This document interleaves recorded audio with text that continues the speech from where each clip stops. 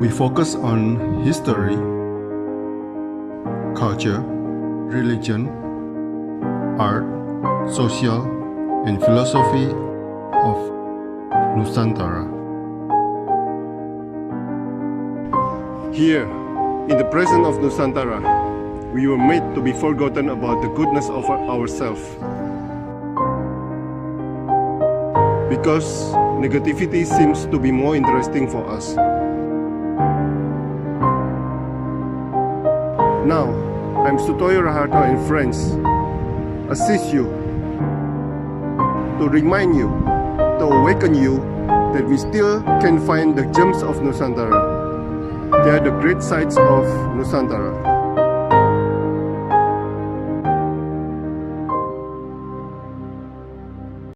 Selamat pagi, Bang John, seorang pelatih di Global Dive Center, Pusat Pendidikan Instruktur Selam. Wow, ini dunia baru untuk saya, Bang John. Oh gitu. Nggak pernah nyelam. Itu penistaan itu.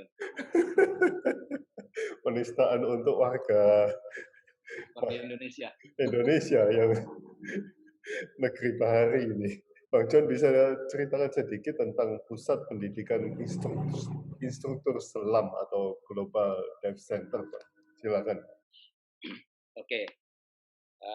Pertama-tama saya mau mengucapkan terima kasih atas kesempatan yang diberikan kepada saya sehingga saya bisa memberikan informasi ini kepada khalayak luas. Global Dive Center ini bermula sejak 2003 ketika saya sudah menjadi instruktur dan kebetulan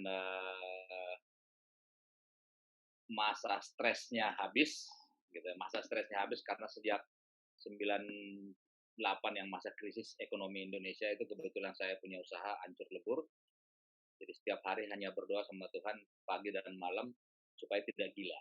Gitu. Tiba-tiba ada teman pulang dari Amerika dan dia buka pendidikan selam di Indonesia, di Jakarta. Saya diajak gabung, itu juga rada-rada gila gitu. Saya bilang saya nggak punya uang. I'm really not uang gitu, nggak punya. Tapi dia bilang udah ikut aja dulu, nanti dapat murid boleh bayar gitu. Saya bilang ada lagi yang lebih gila nih. Oh ya udah ikut join. So I'm join that class sampai instruktur selesai itu 6 bulan. Dan ketika instrukturnya selesai, saya coba masuk ke grup. Kalau dulu kan belum ada WhatsApp grup, yang masih ada SMS gitu ya. Ya. Teman-teman yang mau belajar selam, ayo. Gitu. Lalu ada 5-6 orang respon dan saya dapat pemasukan pertama dari situ. Terus saya memberanikan diri menjadi kayak orang gila juga, datang ke Senayan Trade Center, STC itu. Saya bilang saya mau sewa kantor. Toko ini kan sepi. Gitu kan waktu itu, tahun 2003, saya ketemu sama manajer marketingnya, ternyata marketing manajernya itu sama juga gilanya dengan instruktur selam saya itu. Gitu. Kenapa saya bilang gila? Saya datang cuma bermodalkan cek, giro, saya lupa itu yang saya kasih cek atau giro, karena usaha saya selesai waktu itu, selesai oleh API gitu kan. Saya bilang saya mau sewa, saya mau coba buka kursus selam, tapi saya belum punya uang cash, saya bisa kasih cek mundur 6 bulan. 6 bulan sampai 9 bulan, kalau boleh 9 bulan ya lebih bagus pasti, saya bilang. Nggak tahu kenapa, mungkin Tuhan kasih berkat ke saya. Oh, nggak apa-apa, tapi silakan. Dan saya bilang, ini lebih gila lagi dari instruktur saya. Mungkin kalau saat itu saya suruh bayar 1 juta pun belum tentu saya bisa bayar gitu ya. Terus saya cerita jujur dan dikasih, tapi tidak sampai 4 bulan saya lunasi. Gitu. Saya lunasi dan sangat dapat apresiasi yang sangat bukan main dari manajernya itu gitu. Lalu akhirnya saya ambil 2. dan berkembang di situ, berkembang. Namanya waktu itu masih Tirta Satwa Diving Course. Karena kalau saya orangnya kebetulan kalau saya sudah tertarik ke satu hal, saya akan masuk ke situ sampai Diving. sampai saya betul-betul menguasai gitu. Seperti diving. Iya, seperti diving. Kenapa saya pilih diving? Karena kalau kita mau diving kita harus sehat. So, kalau mau diving harus sehat. So, kita kalau mau diving tentu kita harus menjaga kesehatan.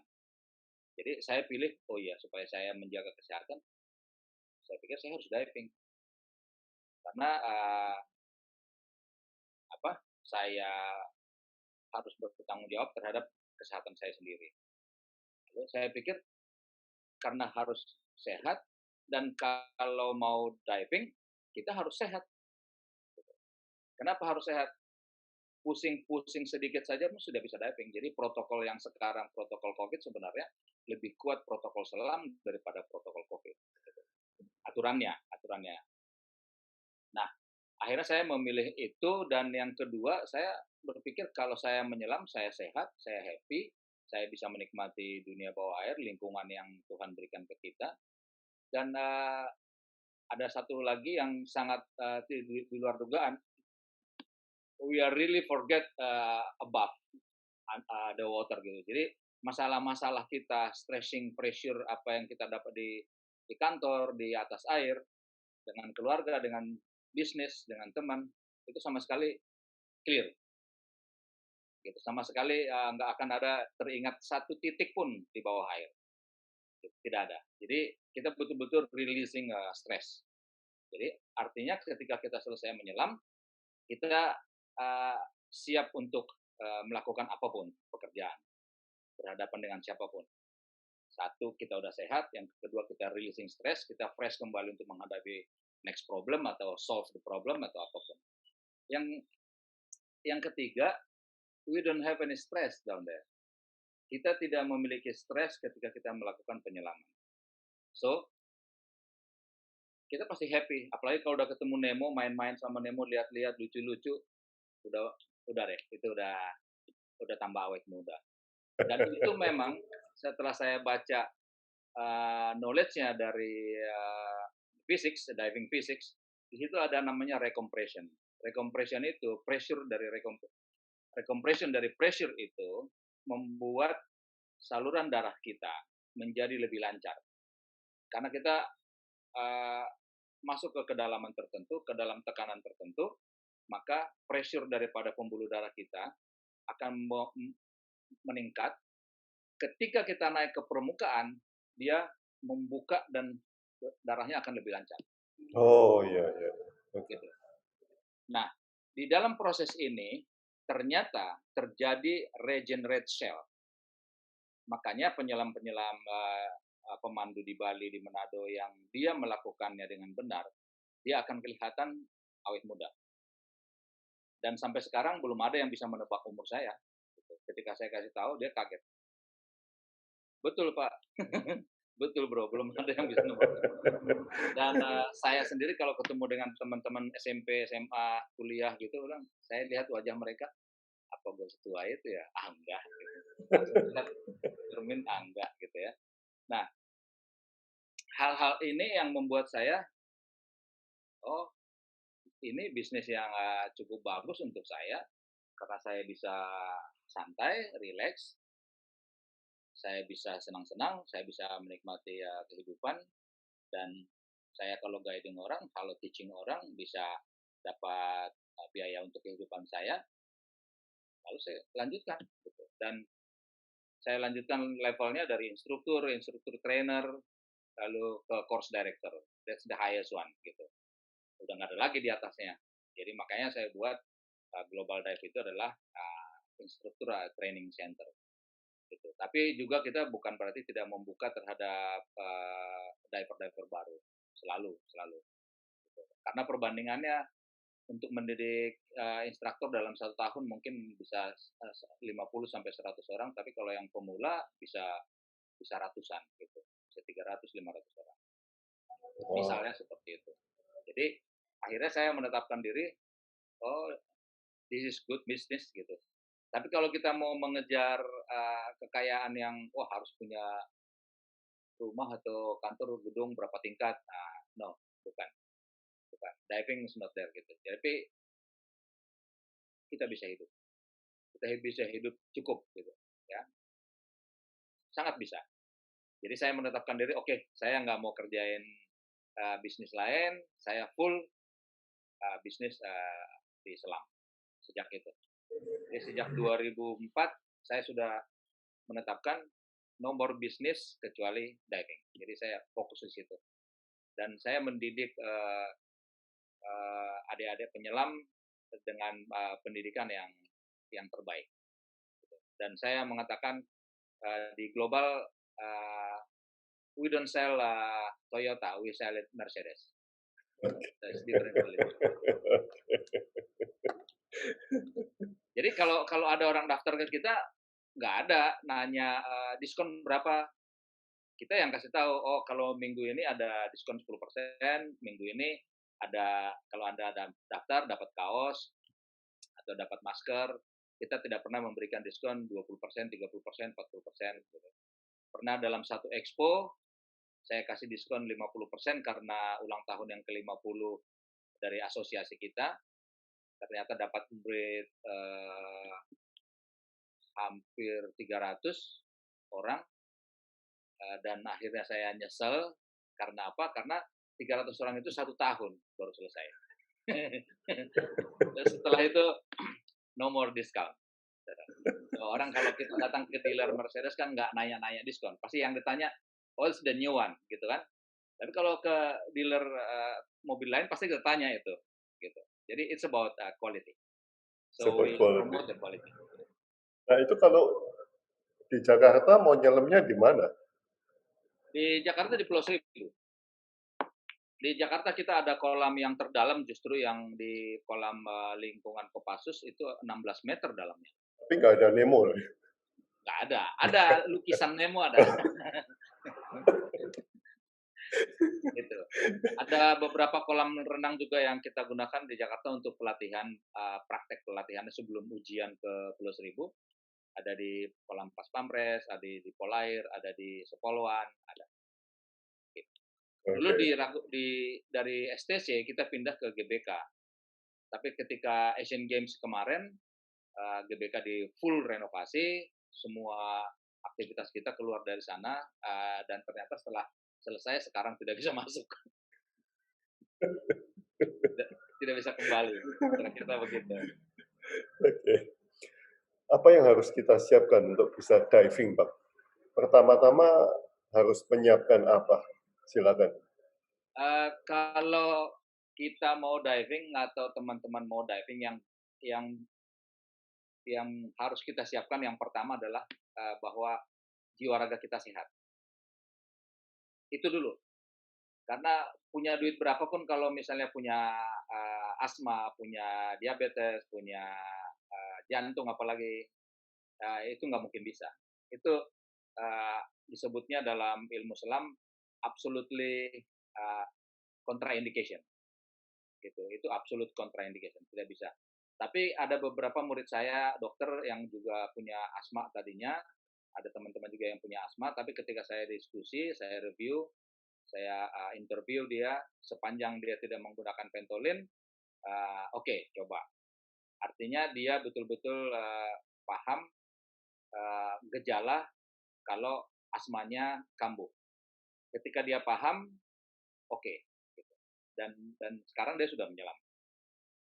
Malah dia punya asma kalau tidak salah sudah mulai sembuh. Oh, oke.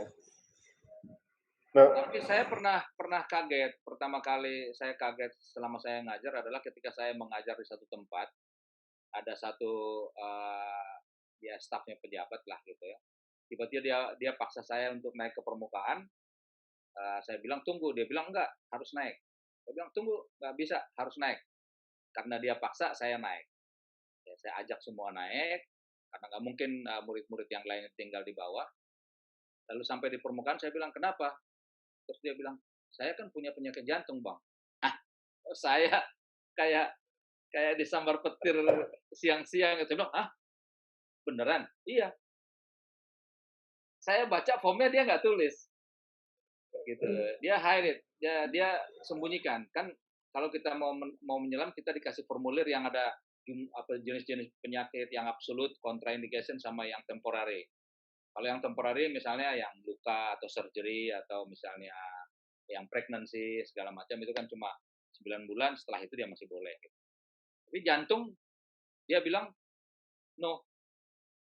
Sampai di darat saya tegur, ya nggak bisa gitu. Tapi dia beralasan, dia bilang, Bang sabar aja, pokoknya saya banyak olahraga yang seharusnya penyakit jantung nggak boleh ikut, saya ikut. Kenapa? Karena saya tahu kondisi saya. Ketika kondisinya saya pikir sudah masuk ke kondisi sekian, saya stop. Saya nggak mau memaksakan diri. Jadi nggak usah khawatir. Iya tetap aja, saya bilang gitu. Tetap aja lu bohong. Itu formulirnya no, gitu kan? Itu pertama kali. Jadi yang pertama kita siapkan adalah kita sehat. Ada yang bilang kalau nggak bisa renang gimana? Nanti kita ajarin renang. Kita ajarin. Gitu. Itu Kalau hal-hal yang lain kita siapkan. itu langsung masuk atau di permukaan dulu, Bang? Ya kita latihannya kan di kolam yang 1 meter dulu. Oh.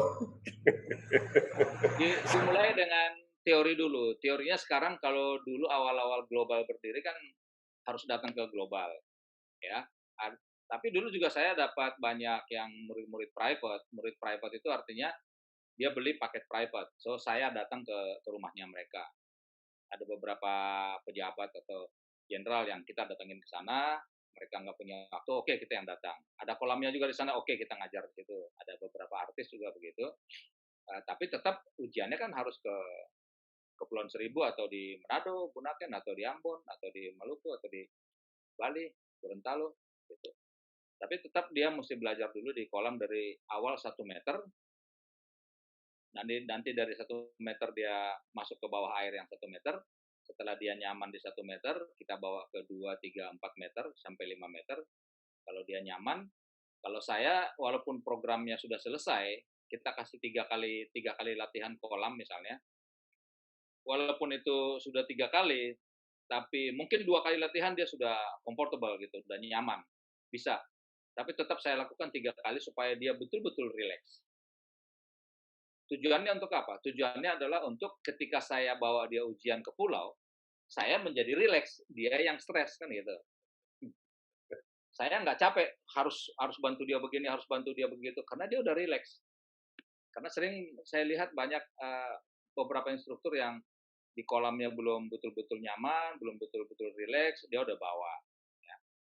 Ya dia mau capek naik turun, kalau saya enggak. Saya mau murid saya betul-betul nyaman, betul-betul rileks, baru saya bawa ke perairan terbuka. Begitu.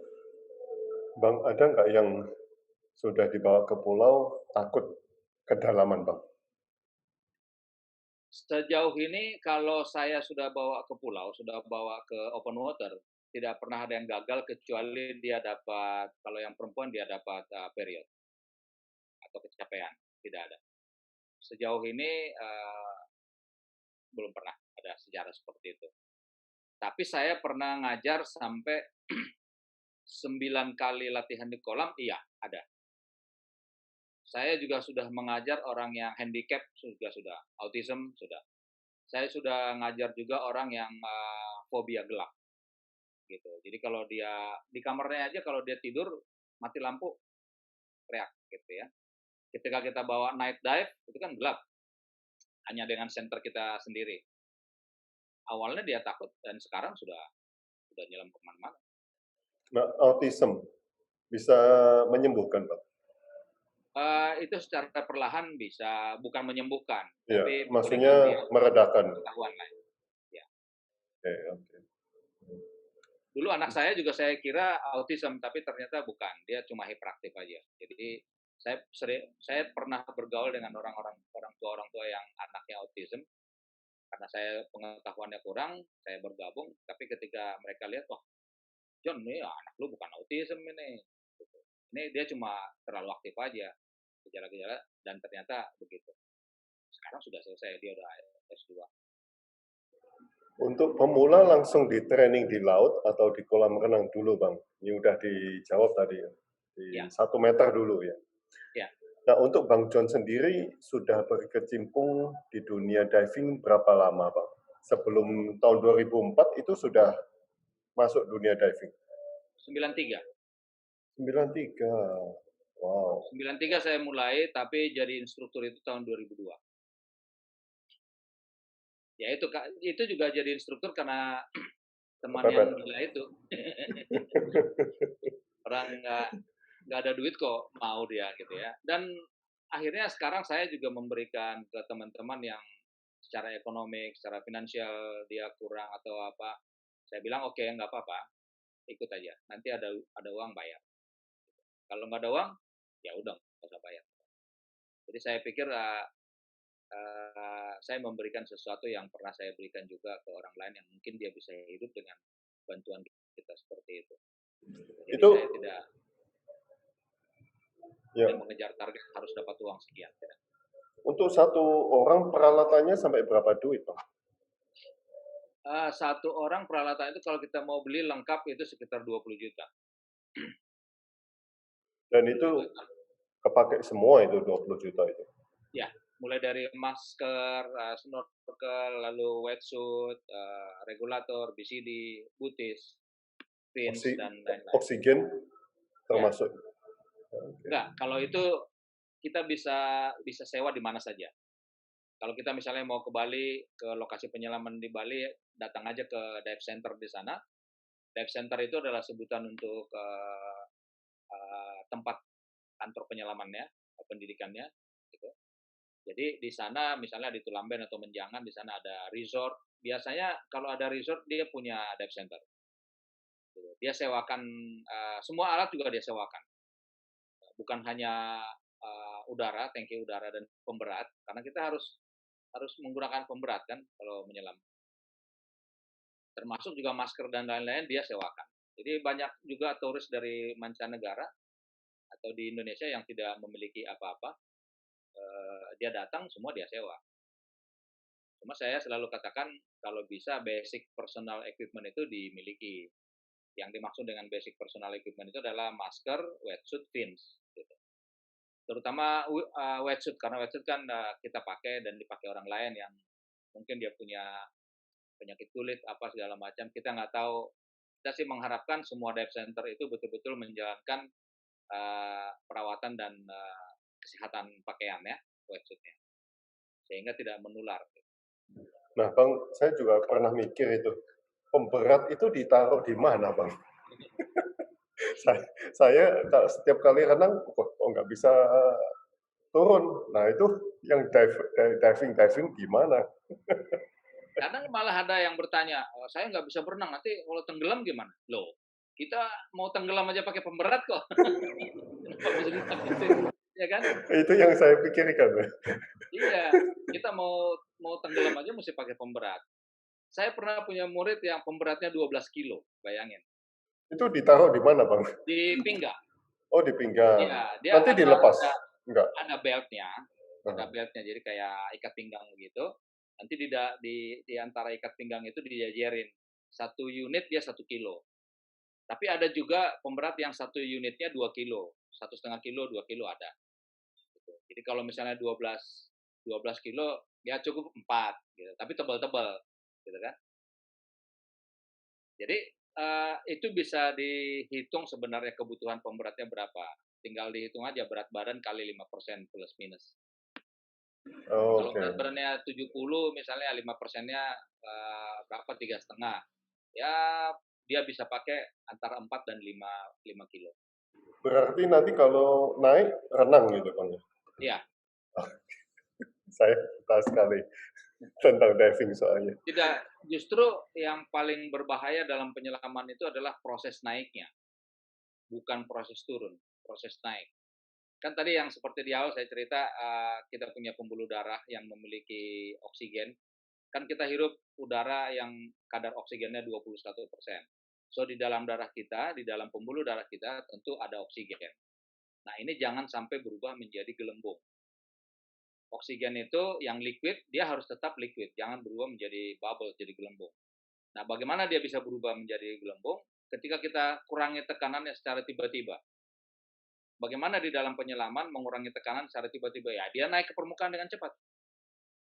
Jadi tekanan yang diterima tubuhnya berkurang dengan cepat. Harusnya bertahap, pelan-pelan, pelan-pelan. Itu yang paling berbahaya. Wow. Laut yang paling menantang laut mana, Bang? Laut paling menantang, satu Maratua, Di mana itu, Bang? di Kabupaten Berau, Kalimantan Timur. Oke. Tapi itu adalah salah satu top 10-nya diving site Indonesia. Terus yang lain lagi Ambon. Terus ada beberapa lokasi Raja Ampat sama Komodo. Sebenarnya di setiap diving site, di setiap destinasi, misalnya Komodo, Gorontalo, Bunaken, Wakatobi, Raja Ampat, Ambon, segala macam, itu ada lokasi-lokasi yang aman, ada lokasi-lokasi yang menantang. Jadi semakin tinggi level selamnya, biasanya dia akan mencari yang lebih nikmat dalam berpetualang, kan gitu ya. Bahkan sekarang kita sedang mengembangkan yang namanya side mount dengan cave diver. Jadi kita masuk ke dalam goa-goa dan sekarang lagi dikembangkan, lagi disurvei beberapa goa dan ternyata di Indonesia cukup bagus. Di Buton, Kupang, Buton salah satu yang terbaik di cave. Wow. Tapi ada beberapa lokasi lain juga yang punya cave yang lumayan bagus seperti Gorontalo, Raja Ampat, Biak. Ada. Nah, Bang, menantangnya itu sampai bagaimana, Bang? Menantang artinya apakah ada arus atau gimana gitu? Ya, justru yang kita sebut menantang itu adalah kondisi kontur underwater-nya. Ya. Kalau misalnya kita naik gunung ke Pangrango atau Gunung Gede kan dia stabil ya, tanjakannya ya antara 30, 20, saya pikir yang 70% ada tapi nggak banyak gitu. Tapi kalau dia untuk kita mau climbing yang disebut menantang, kalau dia lebih dari 70%, artinya kita bisa bukan apalagi itu udah masuk ke climbing namanya ya, udah dengan peralatan yang lebih khusus. Kalau di dalam air kita lihat kontur seperti itu dan itu pasti berpengaruh terhadap apa? Terhadap arus. Ada namanya turbulence, current. Ya, itu yang mau saya tanyakan. Apa yang dilakukan? Ya, ada yang namanya turbulence currents, ada yang namanya down current, ada yang namanya upwelling current. Nah, turbulence itu dia berputar kayak tornado. Ya, kayak tornado. Nah, itu kalau tidak mengerti, kita masuk ke dalam arus itu, maka pelan-pelan badan kita akan terbawa turun. Dan kadang-kadang kalau orang tidak mengerti, dia lawan, capek. Kalau saya pernah mengalami itu di Crystal Bay namanya. Crystal Bay itu ada di Nusa Penida. Ya, itu salah satu lokasi yang sangat populer di dunia, bukan cuma di Indonesia, di dunia, karena di sana ada mola-mola sunfish. Itu hanya ada ketika terjadi upwelling. Tapi upwelling yang terjadi itu kadang-kadang disertai dengan turbulence. Kenapa upwelling-nya ada? Karena sebenarnya si ikan ini hidupnya di kedalaman yang lebih dalam, 100 meter, 200 meter. Nah, dia ingin bersih-bersih supaya dia punya jamur-jamur di tubuhnya itu dimakanin sama ikan yang di permukaan, so dia naik ke 20 meter, kadang-kadang 10 meter. Nah, itu pasti arusnya dingin. Karena bahkan arus upwelling arus dari bawah ke atas, gitu kan. Itu bisa kencang, bisa pelan. Jadi kita harus hati-hati karena bisa-bisa di lokasi tertentu tiba-tiba tubuh kita kelempar ke atas dan itu akan berbahaya, ya kan? Jadi kita perlu hook. Jadi kalau misalnya ketemu upwelling, kita hook supaya badan kita nggak ke bawah ke atas. Itu hanya sekian, kadang 5 menit. Setelah itu stop, nanti datang lagi, stop, datang lagi. Karena itu periodik. Jadi kita tahan aja dulu. Nanti begitu udah soft current-nya, baru kita lepas, lalu kita arah melawan ke bawah, tapi sebenarnya kita ke atas. Kalau Wow. turbulence ya kita jangan lawan, udah ikutin aja. Memang jauh kita terbawa ke blue water misalnya, ke laut terbuka. Ikutin aja, nanti akan dia berputar, akan kembali ke pantai. Tapi kalau orang yang tidak memiliki pengetahuan kan dia bisa lawan current-nya sehingga capek dan udaranya cepat habis. Dan di situ bisa bermasalah. Apalagi kalau dia terbawa putaran ke bawah. Nah, yang paling berbahaya adalah down current. Jadi arusnya itu bawa kita ke bawah. Nah, kalau arusnya bawa kita ke bawah, beberapa mengatakan hook terhadap karang mati, kita tahan atau kita lawan. Kalau saya bilang, oke, kalau mau hook dulu, atur napas. Setelah itu lepas dan menjauh dari tebing. Karena kalau menjauh dari tebing, tentu kekuatan arusnya untuk bawa ke bawah kan berkurang. Kan makin jauh kan? Gitu. Tapi kadang-kadang memang ketika kita keluar, pasti agak terbawa sedikit ke bawah. Nggak apa-apa, tapi menjauh dari pusaran arusnya. Sehingga kita Itu tidak terbawa. Bang John pernah ngalamin semua itu, Bang? Ya, pernah. Wow. Enggak Dan apa kok semua perasaannya? kita lewati dengan biasa aja. Biasa aja. Karena saya punya kebiasaan satu, Bro, yang saya tidak pernah lupa. Setiap saya mau menyelam di mana saja, saya selalu minta izin terhadap pemilik alam di situ. Pemilik alam tentunya saya sudah selalu bilang, Tuhan, saya mau menyelam, saya tidak akan ngambil apa-apa, saya cuma ingin menikmati alam ciptaanmu. Tolong yang berbahaya jauhkan dari saya dan saya tidak akan mengganggu. Gitu. Jadi filosofi ini selalu saya sampaikan ke teman-teman sama dengan kalau misalnya bro punya herder. Kan herder atau yang sejenis hanya nurut sama yang punya kan? Gitu. Iya, Kalau iya. kalau kita bilang sama yang punya, bro tolong dong supaya anjingnya nggak ganggu saya, aman nggak? Aman. Aman. Jadi kalau kita bilang Tuhan, saya cuma mau main-main di sini, mau menikmati bawa murid, tolong dibantu, dilindungi supaya tidak berbahaya, pasti dia akan kasih. Nggak perlu bersombong diri, oh saya level saya paling tinggi, saya bisa semua, nggak perlu. Gitu. Iya kan? Oke. Bang, ini saya share screen. Apa yang pernah Anda temukan di dalam laut sana, Bang? Ini Bang John pernah lihat ya? Ini saya yang foto ini. Oke. Ya, ini di Gorontalo. Di Gorontalo itu sekarang juga sedang ada 2 kalau tidak salah saat ini. Dan pernah di sana saya pernah ditabrak juga sama whale shark ini yang panjangnya ada 12 meter ya. Pada saat pertama kali whale shark mampir di sana di Gorontalo pernah ada 14 ekor gitu.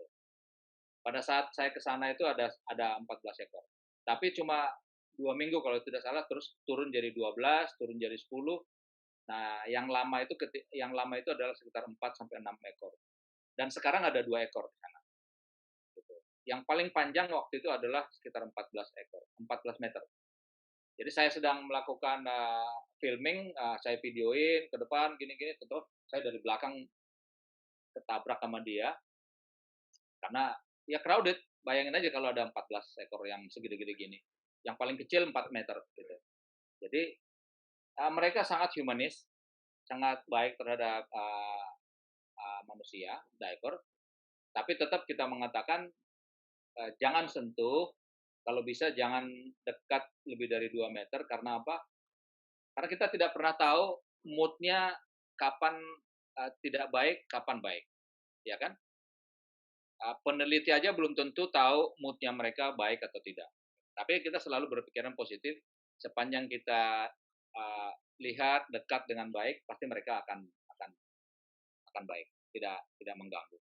Sejauh ini tidak pernah ada masalah di Gorontalo. Saya juga pernah ke Filipina, ada satu lokasi di Filipina di Oslo namanya. Di sana selalu ada 5, tapi masih lebih kecil daripada yang di Gorontalo. Kalau di sana jelas pengunjung tidak boleh mendekat lebih dari 2 meter. Gitu. Hanya boleh berenang di permukaan, kecuali kita yang diving. Jadi mereka dikasih satu boat itu satu guide. Jadi kalau mereka melanggar, guide-nya langsung tegur. Kalau melawan, mereka suruh naik. Gitu. Sangat tegas. Itu yang saya usulkan di Gorontalo supaya ini aman. Gitu. Tapi sekarang sudah bagus, sudah dikelola dengan baik. Mereka kan bukan seperti yang di film-film kan Bang, ganas gitu. Enggak, itu sebenarnya Steven Spielberg itu dia salah persepsi mengenai hiu dan paus, ya terutama hiu. Kenapa saya katakan salah persepsi? Karena setelah dia menyelam, dibawa ke lokasi Shark Point, setelah menyelam dia kaget, kok hiunya nggak nyerang ya? Memang tidak nyerang, gitu. Sangat hiu belum pernah menyerang penyelam. Oh. Belum pernah. Wow, berarti kita Walaupun Great White Shark yang di Afrika Selatan sana belum pernah menyerang penyelam. Ya. Belum.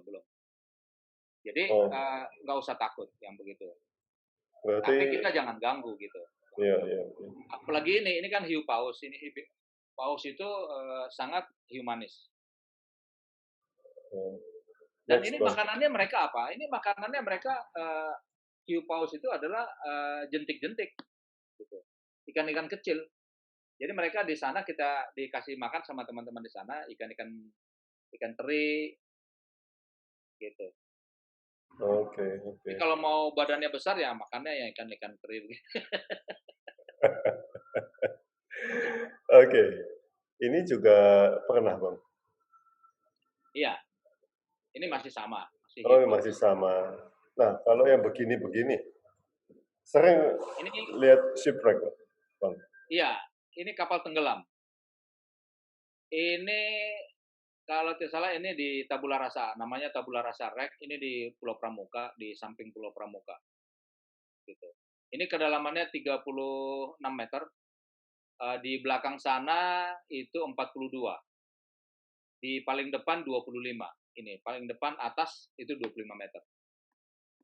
Ini sangat jarang bisa terlihat jelas seperti ini. Ada lagi foto saya sebenarnya yang lebih jelas, kelihatan hampir semua. Karena kondisi air di Kepulauan Seribu itu kan segini ini sudah kita sebut bening. Gitu. Karena Laut Jawa umumnya itu kan cuma 36 meter. Sangat jarang kecuali jalur kapal yang dia ada 50 meter. Itu Laut Jawa keseluruhan. Jadi ketika pesawat terbang yang jatuh di Karimata, saya bilang itu kedalamannya nggak akan lebih dari 40, paling 30-an. Benar, 31. Karena Laut Jawa itu memang kedalamannya segitu. Berat. Jadi kalau ada kayak kemarin ketemu sperm whale di Kerawang terdampar, itu pasti karena salah sinyal. Ya, mungkin dia punya sinyal founder itu terganggu karena ada pengeboran minyak. Jadi kalau pengeboran minyak itu kan ada dentuman di bawah sana sehingga dia lost direction gitu, masuk ke Laut Jawa terus masuk ke arah pantai gitu. Karena dia udah lost direction gitu. Udah nggak bisa mendeteksi mana ini laut dalam. Itu pasti terdampar. Wow. Pengetahuannya luas sekali, Bang. Tapi sering lihat shipwreck gitu, Bang? Sering. Banyak Kita ya? di Global Dive itu kan ada di Jakarta, Ambon, Maratua, Gorontalo, Bali. Sekarang di Natuna. Ya, Natuna kita akan start on Mei. Habis Lebaran lah kita start di sana. Malah di sana itu kalau di Gorontalo ada 1, 2, 3 shipwreck yang sudah ketemu. Tapi ada satu informasi lagi katanya ada shipwreck di sana, tapi kita belum survei ulang. Terus di Ambon itu ada satu shipwreck. Terus di Bali 1, 2, ada 3. Ya. Terus mana lagi shipwreck itu? di Manado ada, di Black Rock. Itu kapal-kapal Belanda, Bang. Ya, itu kapal-kapal, ada yang kapal Belanda, ada yang kapal ikan, ada tugboat, apa segala macam ada.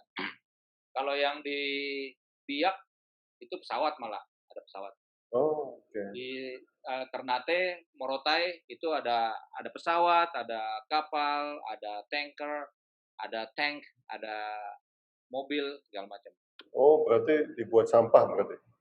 Iya, kita jaga justru di sana, tapi banyak yang sudah hancur diambilin orang karena dulu kan nggak dijaga ya. Itu bekas dari Perang Dunia Kedua. Kalau yang di Pulau Pramuka sekitar Kepulauan Seribu ada 1, 2, 3, ada 5 sebenarnya. Gitu. Tapi ada 5 apa, Bang? Kapal. Hah? 5 apa? 5 apa? Ada 5 shipwreck. Oh, oke. Yang paling besar itu adalah Papateo namanya. Tapi ada satu yang nggak bisa kita selami karena daerah terlarang gitu. Tapi ada 4 itu kita bisa. Cuma satu yang paling dalam, satu itu yang ya di Pulau Pari, itu 40-an. Sama dengan yang tadi Tabula Rasa yang di samping Pramuka itu belakangnya juga 40-an. Rencana sih mau mendata ulang itu semua. Tapi yang paling banyak, kenapa saya tertarik untuk membuka cabang di Natuna adalah salah satunya karena saya ingin dari udah berapa tahun sebenarnya ingin menjadi S3 Marine Biologist, dan kebetulan juga saya underwater archaeologist, yaitu sertifikat yang di belakang tuh ada salah satu yang tulisannya underwater archaeologist, dan kebetulan di Natuna ada 34 kapal bekas Perang Dunia Kedua dan baru terdata 20. Jadi teman-teman yang di sana bilang, Bang, di sini ada 30 lebih, tapi yang baru terdata baru 20. Ayo gitu. Jadi kita lagi mau bikin penelitian dan mapping, termasuk juga akan menerbitkan buku untuk itu. Wow. Termasuk buku untuk coral reef saya sedang buat di Gorontalo nanti. Shipwreck paling tua. Bisa ditarik sebelum Perang Dunia Kedua nggak? Yang paling tua mungkin saya belum tahu ya yang di Natuna itu seperti apa. Kalau yang di Biak belum tahu. Yang paling tua masih Perang Dunia Kedua. Oke. Nanti setelah kita adakan mapping akan ada bukunya kita bikin. Siap. Nanti saya bagikan ke Bro satu. Pelajaran hidup apa yang Anda dapatkan dari diving, Bang? Bagaimana? Pelajaran hidup apa yang Anda dapatkan dari diving? Menikmati hidup dan berbagi. Banyak teman-teman saya yang punya duit banyak. Uang saya mah nggak ada apa-apanya gitu. Tapi ketika kita ngobrol, dia bilang, lu ternyata nggak menikmati hidup. Gitu. Dia cuma menikmati mengumpulin uang banyak, tapi dia tidak menikmati bagaimana uang itu berguna buat dia secara maksimal. Gitu. Jadi saya bilang, pernah ada satu anak muda, saya punya Bang duit. Terus kalau udah punya uang duit, udah punya duit banyak buat apa? Kerja harus 8 ke 4 gitu kan. Masuk jam 8, pulang jam 4. Kan udah punya duit. Depositoin aja itu bunganya udah puluhan juta, saya bilang. Terus kapan kamu menikmati hidup? Tahu nggak artinya menikmati hidup? Iya, gimana? Coba lihat catatan PBB itu ada 160 negara. Gitu kan? Kalau kita mengatakan kita menikmati hidup, yang sudah pernah lu kunjungin berapa negara sih? ASEAN udah kunjungi semua belum? Kalau udah ASEAN, Asia. Kalau udah Asia, Asia Pasifik. Europe, Afrika, Amerika Latin. Itu mereka punya kehidupan, cara hidup sendiri, mereka punya budaya sendiri, mereka punya bahasa sendiri, mereka punya pola, tidak akan sama dengan kita. Tapi namanya menikmati hidup, ya lu kalau bisa tahu banyak, ya lu pasti menikmati hidup. Lu punya waktu itu dari waktu ke waktu berjalan, ada yang lu dapat. Kalau tiap hari lu bangun, tidur ke kantor, malam main ngopi di pub, di kafe, segala macam, senang-senang, besok begitu lagi, itu namanya rutinitas hidup, bukan menikmati hidup. Oke, pertanyaan yang terakhir Bang. Tadi nyambung ke pertanyaan pertama. Umur berapa sekarang Bang John? Kalau ditanya umur, saya yang jelas kalau saya jawab dengan saya sudah 2 kali vaksin. Jadi sudah tahu dong ya. Kan yang boleh 2 kali vaksin itu kan yang 60 ke atas tuh. Nah, itu saya berarti ketika saya juga waktu vaksin, saya merasa paling muda. Kan batasnya 60 gitu kan. Jadi saya pernah ditanya, ada 3 orang waktu itu. Ketika kita antri, dia bilang, "Emang Bapak udah 60?" Gitu. "Udah Pak, saya udah 60. Ini KTP-nya." Dia lihat, "Oh iya ya," gitu. Dia nggak percaya. Jadi ya enjoy aja gitu. Kalau kita mengurangi pressure, pasti kan kita juga lebih lebih menikmati, ya kan? Kira-kira begitu.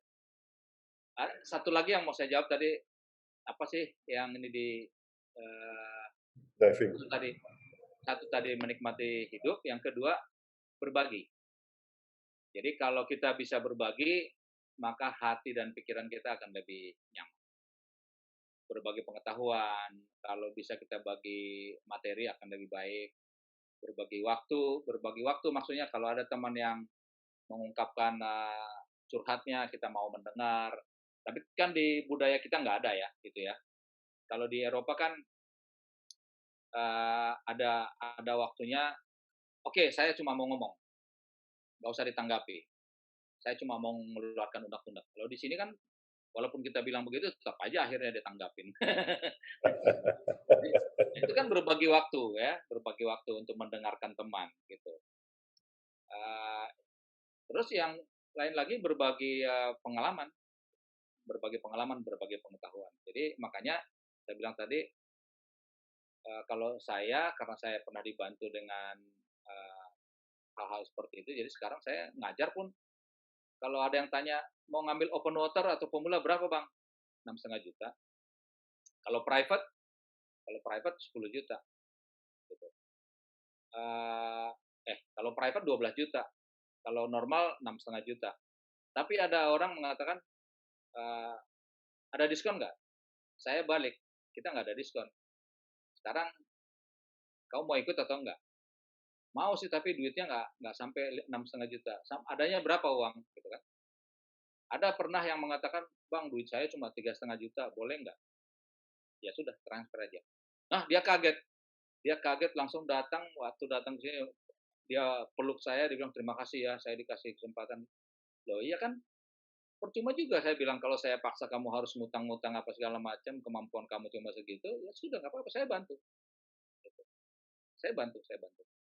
Nah, itu juga saya lakukan terhadap beberapa instruktur yang apalagi lagi pandemik begini, saya bantu. Nggak apa-apa. Nanti setelah dapat murid bayar, no problem. Itu yang bisa saya berikan sebagai teman. Saya tidak bisa kasih uang, tapi saya bisa berikan kesempatan. Saya bisa berikan peluang, bisa berikan modal seperti itu. Kebetulan di PSS juga saya punya posisi yang cukup baik. Ya. Saya menguasai Asia Pasifik di PSS. Jadi kalau ada orang dari Asia Pasifik menghubungi PSS pasti dikasih ke saya. Apalagi dari Indonesia gitu ya. Ya, itu yang bisa saya lakukan ke teman-teman. Saya mendukung untuk maju dan berkembang. Itu saja. Apa yang mereka berikan ke saya tidak menunggu. Ketika saya memberi, ya sudah, saya tidak menunggu dikembalikan. Kalau diingat, terima kasih. Kalau tidak diingat, yang penting lu sukses, lu happy, that's enough for me. Gitu. Terima kasih Bang. Sama-sama. Inspiring. Oke, kita harus ketemu di Jakarta Bang. Pulau Seribu bukan cuma harus ketemu, harus yang nyelam ya. wawancara itu harus menyelam.